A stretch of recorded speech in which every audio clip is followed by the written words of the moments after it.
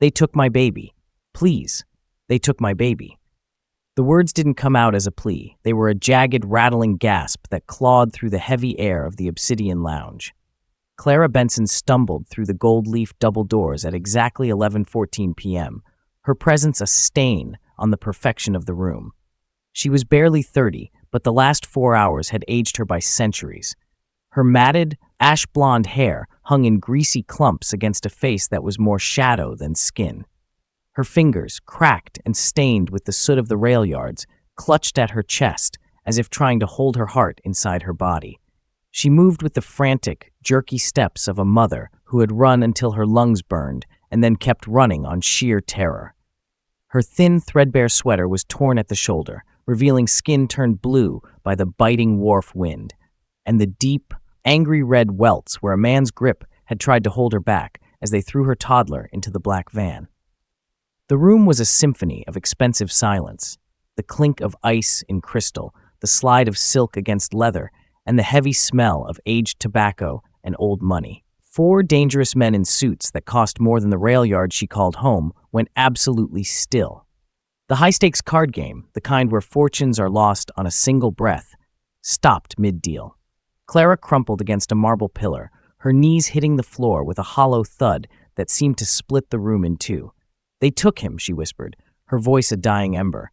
"Leo, he's only 2. They took him." Her eyes were wide, bloodshot, and fixed on nothing, but the frantic way she clawed at the air told a story louder than any scream.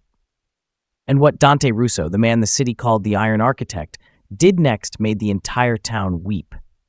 Before we continue, drop a like if a mother's love is the strongest force on earth. Share this with someone who needs to see justice served, and subscribe so you don't miss how Dante tears this city apart to find that boy. Dante Russo set his cards face down on the velvet tabletop with the chilling precision of a man who dealt in certainties, not luck. He rose slowly, his tall, broad-shouldered frame casting a long shadow over the trembling woman on the floor. His storm-gray eyes, usually cold as a winter sea, never wavered from Clara's shattered face. His enforcers, Jax and Silas, stepped forward on instinct, hands reaching for the dark steel hidden beneath their blazers to remove the intruder. But Dante lifted one hand, a single silent command that froze them in their tracks. Dante Russo stood as a titan of industry and blood, his silhouette cutting through the haze of the lounge like a blade. To the men in that room, he was a ghost story told in boardrooms and back alleys, a man whose mercy was a myth and whose vengeance was a mathematical certainty. Jax and Silas, his most trusted shadows, moved with the synchronized lethality of hunting dogs. They reached for Clara's thin, trembling arms, their intent clear, to drag the filth back into the night so the game could continue. "Wait." The word was not loud, but it carried the weight of a falling gavel. Jax and Silas froze, their fingers inches from Clara's tattered sweater. Dante walked toward her, the rhythmic click of his leather shoes against the marble floor sounding like a countdown. He stopped exactly 2 paces away, close enough to see the frantic pulse in her throat, yet far enough to let her breathe. He didn't look at her rags or the dirt beneath her fingernails. He looked into her eyes. There, beneath the terror, was a hollow, echoing void that Dante recognized with a sudden, sharp ache in his chest. It was the same look his sister Sophia had worn 20 years ago on the night their own world had burned. It was the look of a soul that had been stripped of its only reason to exist. "She's a vagrant, boss," Silas murmured, his hand still hovering near his holster. "She's clearly out of her mind. We'll toss her out and call the sweepers." Dante didn't turn his head. "Look at her, Silas. Really look at her." His voice was low, vibrating with a cold intensity. "A woman who has lost her mind screams. A woman who has lost her child fights. This woman, she is already dead. She is only standing because she hasn't found her way to a grave yet." He knelt. It was a gesture so foreign to his character that a collective breath was held across the room. Dante Russo did not kneel for kings, let alone the homeless, but he lowered himself until his storm-gray eyes were level with Clara's green ones. "Tell me," he commanded softly. Clara's breath hitched, a sob catching in her bruised throat. "He's only 2. Leo. He has a small birthmark on his wrist, like a star. I was at the tracks, just trying to heat his milk over the fire. The van, it was black, silent. They didn't want money. They didn't even look at me. They just took him like he was a piece of luggage. She reached out, her fingers grazing the expensive wool of Dante's sleeve. The police, they laughed. They said a woman like me probably sold him. They said he'd be better off in the system, but he's mine. He's all I have. Please, if you have a heart under that suit, please. Dante looked at her hand on his sleeve, the dirt-stained fingers against the fabric that cost more than a year of her life. Silas moved to swat her hand away, but Dante's gaze snapped to his enforcer, a silent warning that made the veteran guard flinch. Dante turned back to Clara. He saw the welts on her shoulder again, the shape of a man's heavy hand. The fury that began to stir in his chest was not the hot, reckless anger of a younger man, but the cold, calculating rage of a predator who had found a new scent. He realized then that this wasn't just a kidnapping, it was a harvest, and whoever had authorized it had just made the mistake of stepping into his territory. "Jax," Dante said, standing up and smoothing the sleeve where Clara had touched him. "Get a coat, the heavy wool one, and call Dr. Eris. Tell him we have a civilian in shock." "Boss?" Jax asked, confused. "What about the game? The investors from the north are waiting." Dante glanced at the table, where millions of dollars in chips lay abandoned. With a single, dismissive motion, he swept his hand across the felt, sending the stacks of gold and plastic clattering to the floor. "The game is over," Dante said, his voice echoing with the finality of a death knell. "The city thinks she is invisible. They think she is trash to be discarded. Tonight, we are going to show them that Clara Benson is the most important woman in this state, because she is under my protection." He reached down, offering a hand to the woman on the floor. "Stand up, Clara. You've done enough running. From this moment on, I am the one who runs this city to the ground until your son is back in your arms." The rain began to fall as a cold, relentless drizzle, blurring the neon lights of the city into bleeding smears of color. Inside the back of the armored Maybach, the air was heavy with the scent of ozone and the soft, hitching breaths of a woman who had forgotten what it felt like to be warm. Dante sat in the shadows, his face a mask of granite, watching the wipers rhythmically clear the windshield.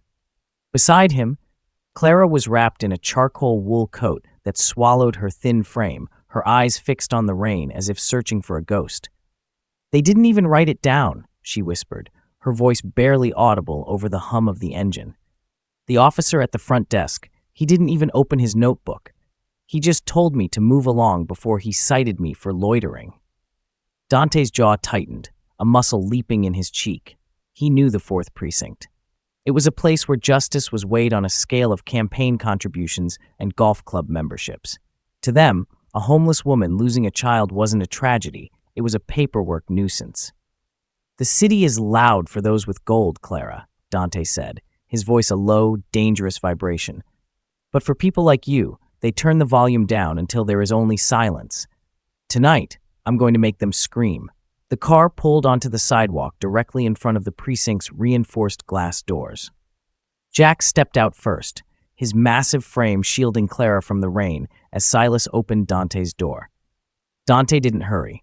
He stepped into the puddles with polished shoes, his presence radiating an icy authority that made the beat cops smoking under the awning straighten up in sudden instinctive fear. They didn't stop him at the desk.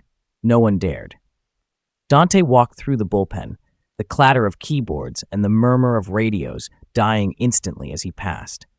He reached the heavy oak door at the back of the hall, the one with the gold leaf lettering that read Chief Miller, and didn't bother to knock.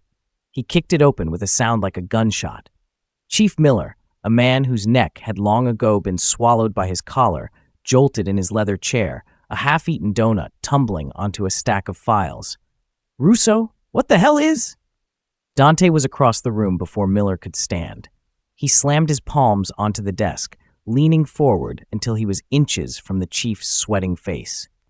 Silas followed, gently guiding a trembling Clara to a chair in the center of the room. 4 hours ago, a citizen came into this building to report a kidnapping, Dante said, his voice dropping to a lethal whisper. "She was bleeding. She was broken, and you sent her back into the rain." Miller swallowed hard, his eyes darting to the guards at the door. "Look, Dante, We get dozens of those reports from the rail yards. Most of the time, the kids just wander off, or the parents are. Well, we don't have the resources to hunt down every. Dante reached out, his hand moving with the speed of a viper, and gripped Miller's tie, jerking the man across the desk until their foreheads touched. His name is Leo. He is 2 years old, and because you chose to ignore her, those 4 hours are now a canyon between that boy and his mother. I can't do anything without a formal. You will do exactly what I tell you, Dante hissed. You are going to pull the high-definition feeds from the intersection of 5th and Main. You are going to track the black van that left the rail yard at 7:12 p.m. And if I find out that a single byte of that footage has been lost or corrupted, I will ensure that by sunrise, the only thing you'll be presiding over is a prison yard. Miller's face went from red to a sickly, translucent gray. He fumbled for his mouse, his hands shaking so violently he nearly dropped it. I'll pull the bridge cameras and the toll exit. Every frame, Dante commanded, releasing the tie with a shove that sent Miller gasping back into his chair. Clara watched from her seat, her eyes wide as she saw the man who had terrified her for years reduced to a whimpering child by the man standing in front of her. For the first time in her life, the silence of the city was being broken. The footage is loading, Miller stuttered, pointing at a wall of monitors. But Russo, if this involves the people, I think it does. If it's Julian Vane's circle, you're starting a fire you can't put out. Dante didn't look back. He watched the screen as a grainy black van blurred into view, heading toward the affluent heights of the city. Then let it burn, he said. I've always liked the heat. The black van on the monitor didn't head for the slums or the jagged industrial skeletons on the edge of town. Instead, it glided like a shark through the manicured boulevards of the heights where the streetlights were encased in wrought iron and the silence was bought with generational wealth.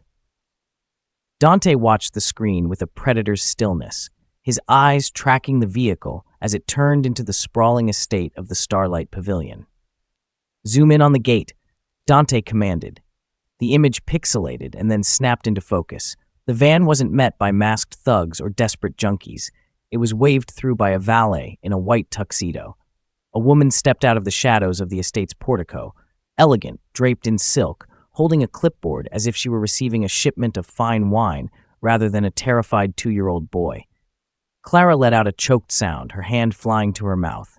That's not a hideout. That's a party. Dante's expression darkened, the air around him growing cold enough to make Chief Miller shiver in his heated office. It's not just a party, Clara. It's the Midwinter Gala, the most exclusive auction in the tri-state area. Auction? Clara's voice was thin, brittle as dry glass. What do you mean, auction? He's a baby. He's not a painting. Dante turned away from the screen, his mind moving with the lethal efficiency of a grandmaster. He signaled for Silas to bring him a secure tablet.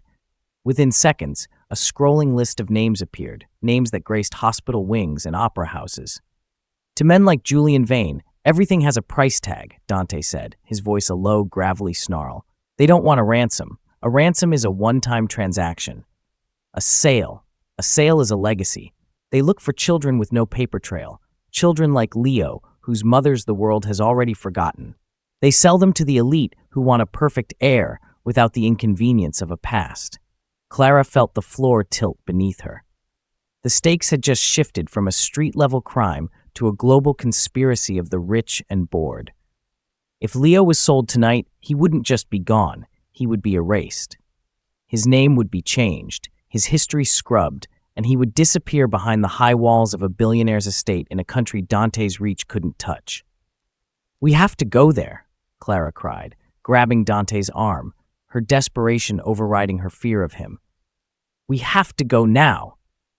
Dante looked down at her hand, then back to the monitor where the van was being parked in a hidden garage. We can't just storm the front gates, Clara. The pavilion is a fortress of private security and political immunity. If we move too fast, they'll move the merchandise out the back before we cross the foyer. He turned to Jax, his eyes flashing with a sudden, sharp intent. Contact our associates in the digital sector. I want every guest list, every bidding number, and the private server for the auction's catalog. I want to know who is looking to buy tonight. And the woman on the clipboard? Jax asked. Identify her, Dante said. If she touched that boy, she's already a dead woman walking. She just doesn't know it yet. Dante looked at Clara, who was trembling so violently she had to lean against the desk. He saw the raw, primal agony of a mother realizing her child was being treated as a commodity. It was a level of depravity that even he, a man who dealt in the darkness, found repulsive. They think gold makes them untouchable, Dante whispered, more to himself than to her. They think because you live in the dirt, your heart doesn't beat as loud as theirs. Tonight, I'm going to show them that a mother's scream can tear down a palace. He reached out, and for the first time, he placed a steadying hand on Clara's shoulder. It wasn't the touch of a savior, but the heavy, grounded weight of a man preparing for war.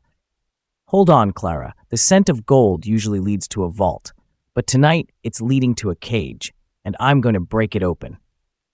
The Russo estate sat on the edge of the cliffs like a silent observer of the city's sins, but inside the east wing, the air was thick with the scent of bergamot and the clinical hiss of a steam press. Dante had entrusted Clara to the only person who understood the weight of a broken spirit, his sister, Sophia.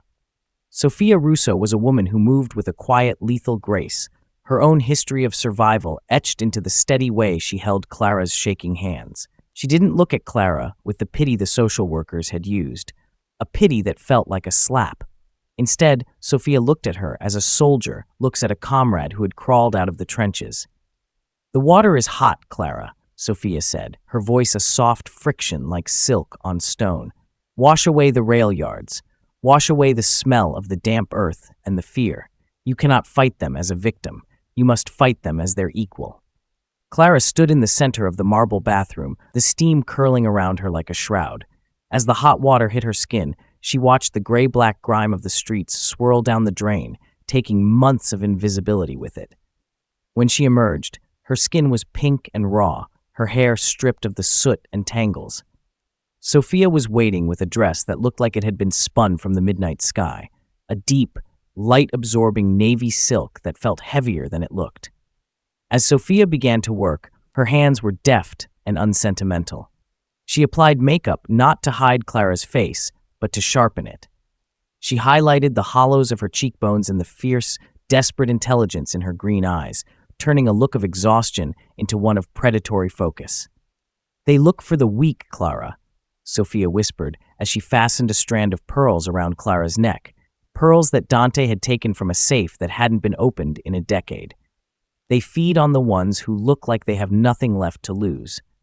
But tonight, you are going to look like a woman who could buy and sell their souls." Clara stared at the mirror, and for a heartbeat, she didn't recognize the woman looking back. The homeless mother from the rail yard had vanished.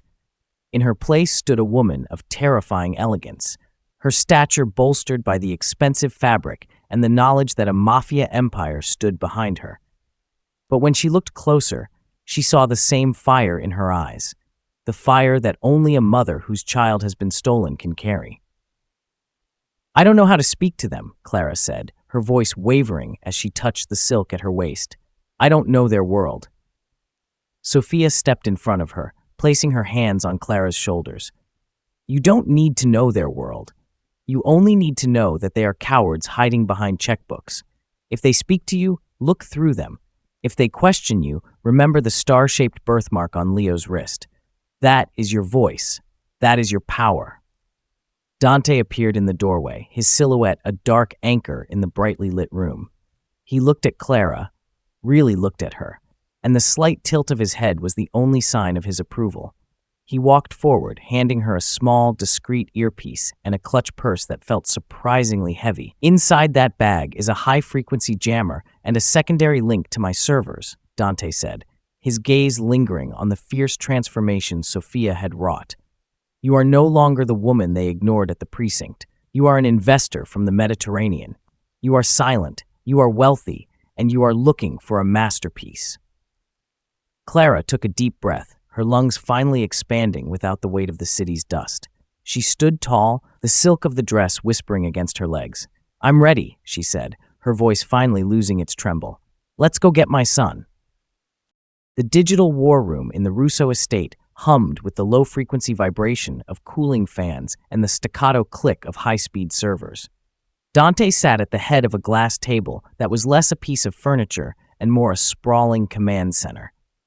On the wall-sized monitors, the world's financial markets looked like a shifting constellation of gold and red, a nervous system of global greed that Dante knew how to paralyze with a single keystroke.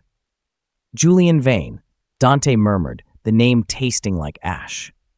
On the screen, Vane's face appeared, a man of groomed perfection, silver-haired and sporting a smile that had been bought and paid for by generations of inherited cruelty.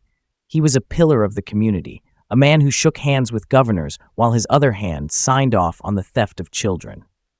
Vane isn't just the host of the gala, Silas reported, his fingers flying across a tablet.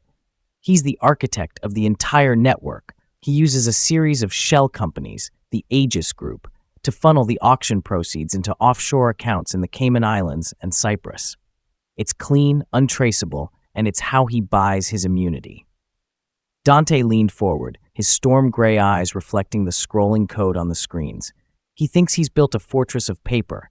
He thinks that because his money is invisible, his sins are too.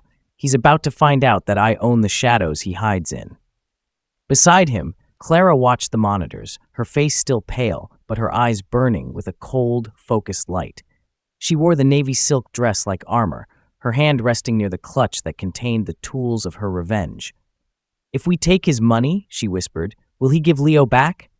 "Men like Vane don't have hearts, Clara. They have balance sheets," Dante replied, his voice a low, lethal vibration. "If you take their air, they struggle. If you take their gold, they die. I'm not just taking his money, I'm cutting his oxygen." Dante signaled to his lead technician, a silent man known only as the Ghost. "Initiate the blackout protocol. I want every Aegis Group account flagged for suspicious activity. Use the Marchetti codes we intercepted last month. Make the banks believe Vane is funding a coup against their own interests." The screen flickered.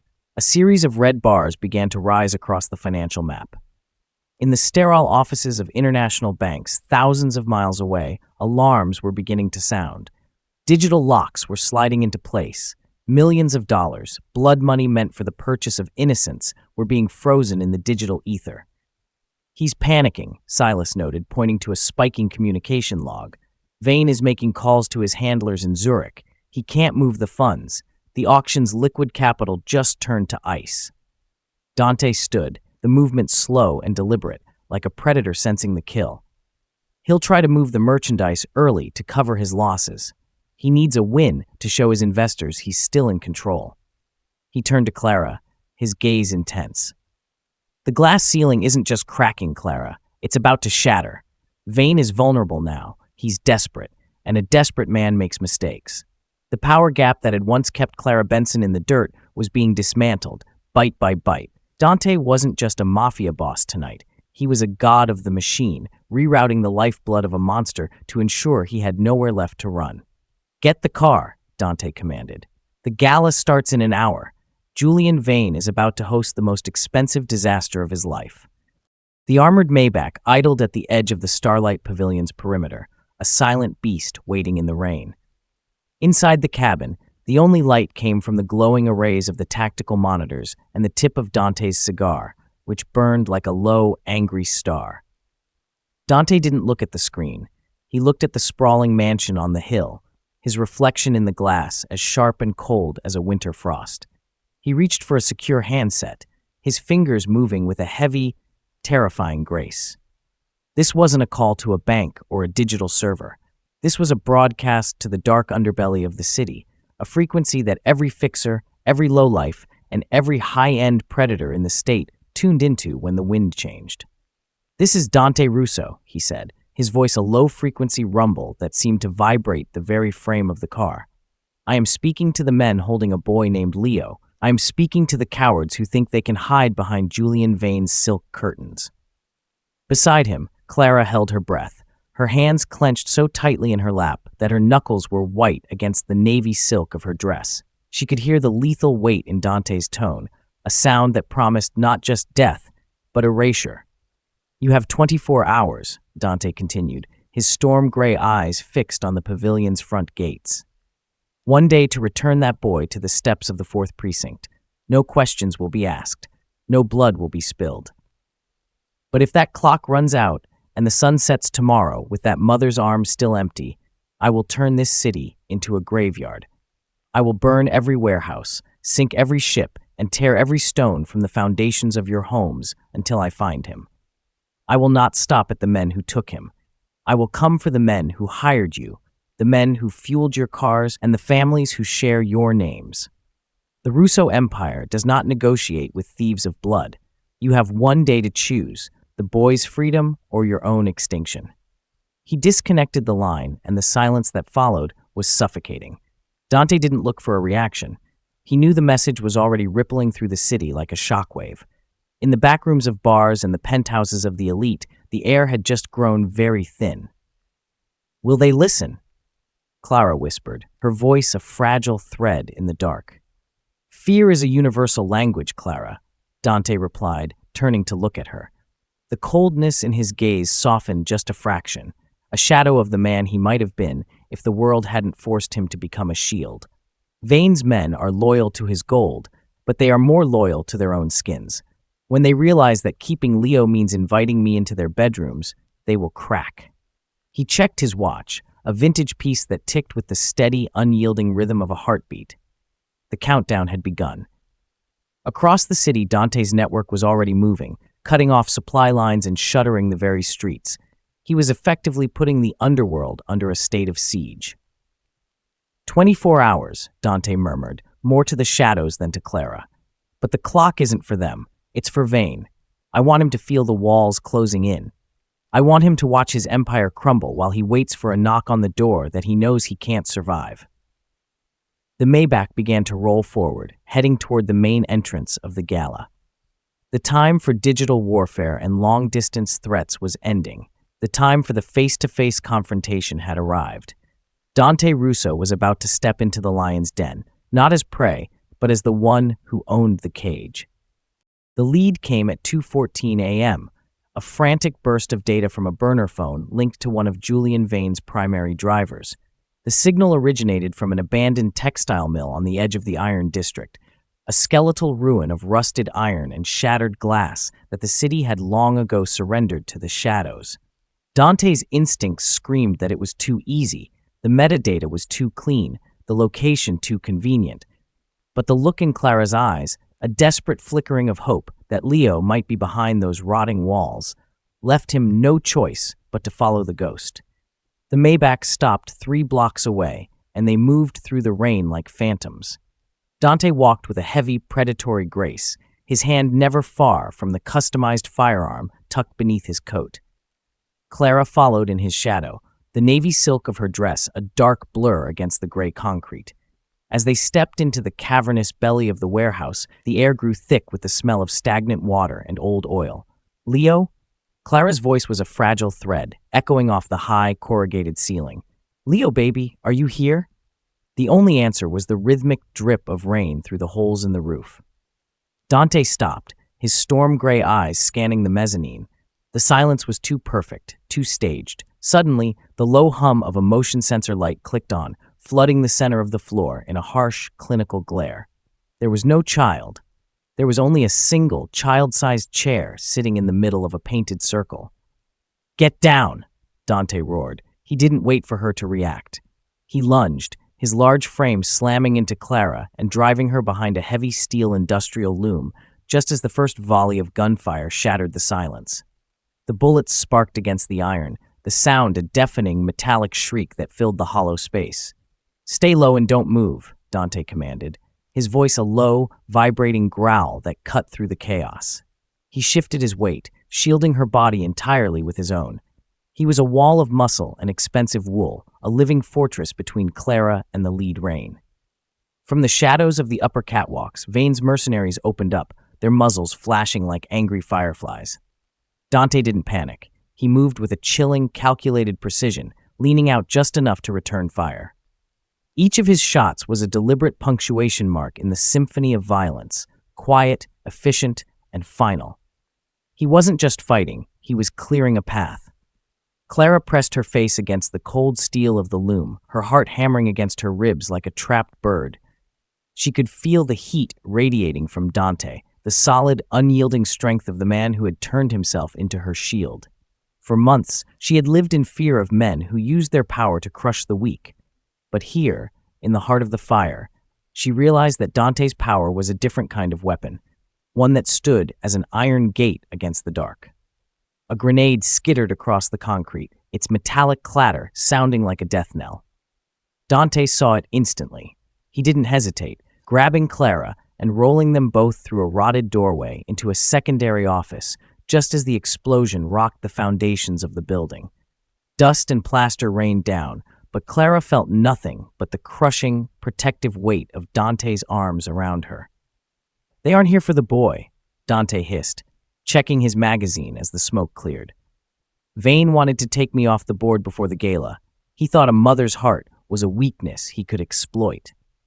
He stood up, offering his hand to Clara. Her dress was torn, her face streaked with soot, but her gaze was no longer shattered. It was forged. "Is he still alive?" she asked, her voice steady despite the ringing in her ears.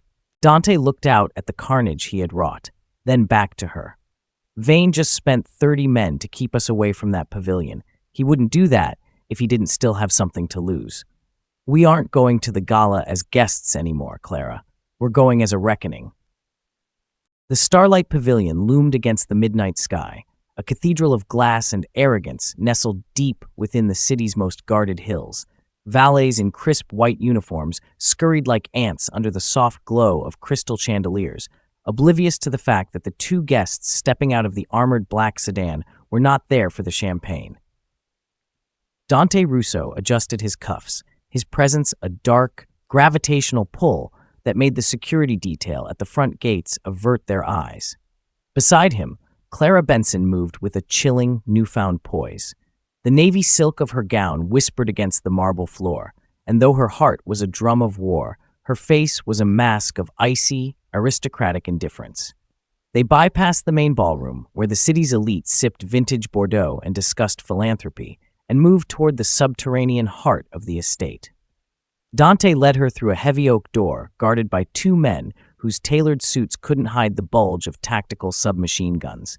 A single razor-sharp look from Dante made them step aside. They weren't just letting a guest through, they were letting in the inevitable. The auction room was a windowless sanctuary of velvet and shadows. It was designed like a small private theater, where the collectors sat in tiered booths, their faces obscured by the dim lighting. At the center of the room was a raised dais bathed in a single clinical spotlight. The air was thick with the scent of expensive perfume and the cold metallic tang of filtered air. Clara gripped her clutch so tightly the knuckles of her gloved hands turned white. On the digital screens flanking the stage, scrolling biographies and purity ratings were being displayed. It was a marketplace of human potential, where children were stripped of their names and assigned lot numbers. "There," Dante whispered, his voice a low vibration that barely reached her ear. On the screen, Lot 14 appeared. A grainy, high-resolution photo of a 2-year-old boy with messy curls and a small, star-shaped birthmark on his left wrist. The starting bid was $5 million. "Leo," Clara breathed, the name catching in her throat like a shard of glass. She started to move forward, but Dante's hand clamped onto her arm, his grip a reminder of the mission. "Not yet," he commanded. "We don't just take him, we destroy the market." Julian Vane stepped onto the stage, his silver hair shimmering under the spotlight. He looked like a statesman, his voice smooth and reassuring as he addressed the shadows. "Ladies and gentlemen, our final offering of the evening represents a rare opportunity. Lot 14, a blank slate, healthy, intelligent, and entirely untraceable, a legacy waiting to be written." The bidding began with a casual flick of a digital paddle. 6 million. 7. The numbers climbed with a sickening ease, each million a testament to the depravity of the men and women in the booths. Clara watched as the bid hit 10 million, the collectors treating her son's life like a piece of rare real estate. Dante reached into his pocket and activated the high-frequency jammer Clara had been carrying. On the walls, the digital displays began to flicker and hiss. The bidding numbers froze, then began to scroll backward into negative values. Confusion rippled through the booths like a cold wind. Vane tapped his microphone, his groomed face tightening. "We seem to be having a technical." The heavy double doors at the back of the room swung open. Silas and Jax entered, not as guests, but as a cleaning crew, their silenced weapons held with a terrifying familiarity. Dante stepped out of the shadows and into the center aisle, the light finally catching the lethal intent in his storm-gray eyes. "The auction is closed, Julian," Dante's voice rang out, sounding like the closing of a tomb. "And the only thing being bought tonight is your soul." Clara didn't wait for the chaos to erupt. She saw a side door guarded by the woman from the video, the one with the clipboard. She broke into a run, her silk gown trailing behind her like a battle flag, heading toward the sound of a child's muffled cry. The chaos inside the subterranean theater was not loud. It was the suffocating, frantic silence of predators becoming prey. Julian Vane stood frozen on the dais, his face a mask of crumbling ivory as the digital screens behind him suddenly flared to life with a different kind of data. Dante had not just jammed the auction, he had inverted it. Every encrypted buyer ID, every offshore routing number, and every high-resolution face hidden in the shadows of the booths was being broadcast in real time to a secure server at the FBI's regional headquarters, and simultaneously to the front-page tickers of every major news outlet in the country. "You're a dead man, Russo," Vane hissed, his voice cracking as he looked at the scrolling list of his distinguished guests now exposed to the world. "You've just declared war on the people who own this world." Dante didn't flinch. He walked toward the stage with the slow, rhythmic stride of an executioner. "The people in this room don't own the world, Julian. They just rent it. And their lease just expired." Jax and Silas moved through the tiered seating with the efficiency of harvesters. They didn't fire a single shot. They didn't have to. The sight of Dante's enforcers, combined with the realization that their names were currently trending alongside the words human trafficking and child auction, turned the city's elite into whimpering shadows. One billionaire, a man who owned half the city's shipping docks, tried to bolt for the exit, only to be met by the cold steel of Silas's gaze. He collapsed back into his seat, weeping into hands that had signed off on the sale of a 2-year-old boy minutes before. Dante reached the dais and gripped Vane by the lapels of his immaculate silk tuxedo. He didn't hit him. He simply held him close enough to smell the terrified sweat beneath his expensive cologne. "You told Clara she was trash. You told her that because she lived in the dirt, her son was a commodity. But look at you now, Julian. No money, no friends, and a digital trail that leads straight to a life sentence. Who's the trash now?" In the back of the room, a side door splintered open. Clara emerged, her navy silk gown torn at the hem, her face streaked with tears and soot. But in her arms, she held a small, shivering bundle wrapped in a blue blanket. Leo's messy curls were pressed against her neck. His tiny hand clutched around the pearls Sophia had given her. She didn't look at the billionaires. She didn't look at the chaos. She looked only at her son, her body shielding him with a ferocity that made even the guards step back. "I have him, Dante," she cried, her voice a broken, beautiful sob that filled the hollow room. "I have him." Dante didn't break eye contact with Vane, but his expression shifted, the lethal ice in his gaze replaced by a momentary, grim satisfaction. He leaned into Vane's ear, his voice a low, terrifying growl. "Every cent you've hidden, every shell company you've built, it's gone. I've rerouted your entire fortune into a trust for the families you've destroyed. You're going to spend the rest of your life in a concrete box, watching the world forget you ever existed." Dante shoved Vane aside like a discarded rag and turned to Clara.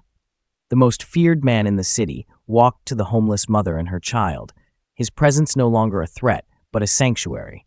He placed a hand on Leo's back, feeling the small, steady heartbeat through the blanket. "The town is waiting outside, Clara," Dante said softly. "The cameras are live, the police are coming, but they aren't coming for you, they're coming for them." He led them toward the exit, his arm around Clara's shoulders, his frame a wall of shadow and protection. Behind them, the Starlight Pavilion was a house of cards in a hurricane. the elite of the city finally realizing that even the brightest stars can be extinguished by a mother's love and a monster's justice. The morning sun broke over the city not with its usual indifferent glare, but with a soft, golden clarity that seemed to wash the grime from the streets. On the steps of City Hall, a place usually reserved for empty political promises and the cold machinery of bureaucracy, a sea of people had gathered in a silence so profound it felt like a collective breath was being held. They had seen the news, they had watched the digital masks of the elite fall in real time, but they were all waiting for one thing, the proof that hope had survived the night. The black Maybach pulled to the curb, its armored doors reflecting the flashing lights of a dozen news crews. When Dante Russo stepped out, the crowd instinctively surged back. He was still the monster they feared, a man of shadows and steel. But as he turned to offer his hand to the passenger seat, the fear turned into a rhythmic, rising murmur of awe. Clara Benson emerged into the light. She was no longer the invisible ghost of the rail yards, nor was she the silk-draped infiltrator of the gala. She wore a simple, clean coat, her face tired but radiant, and in her arms she held Leo. The boy was awake, his messy curls catching the sunlight, his small hand tucked securely into Clara's collar. As her feet hit the stone steps, a roar of applause and weeping erupted from the crowd, a sound of raw, human catharsis that echoed off the surrounding skyscrapers. Dante walked a half-step behind her, his gray eyes scanning the rooftops, his hand never far from his coat.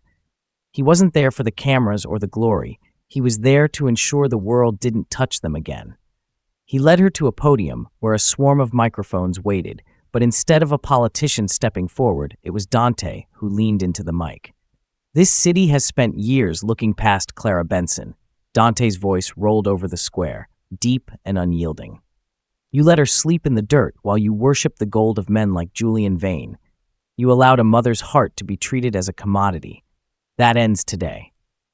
He turned to Clara, and in front of the entire town, he handed her a set of keys and a heavy leather-bound deed.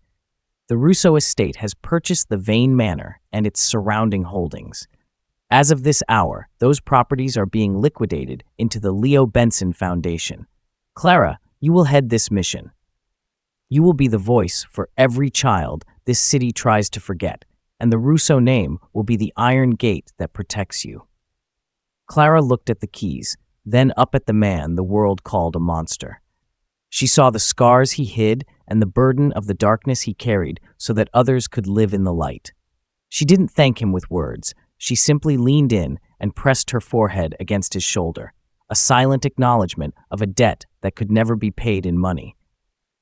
The town watched as the ruthless boss gently patted the toddler's head, a brief, rare flicker of a smile touching his lips before he donned his sunglasses and retreated back into the shadows of his car. As the Maybach pulled away, the crowd didn't cheer for the police or the mayor. They cheered for the mother who refused to stay invisible, and the monster who was the only one brave enough to care. Clara stood on the steps, Leo held tight to her chest, looking out over the city that finally saw her. She had a home, she had a mission, and for the first time in her life, she wasn't just surviving the night, she was owning the dawn.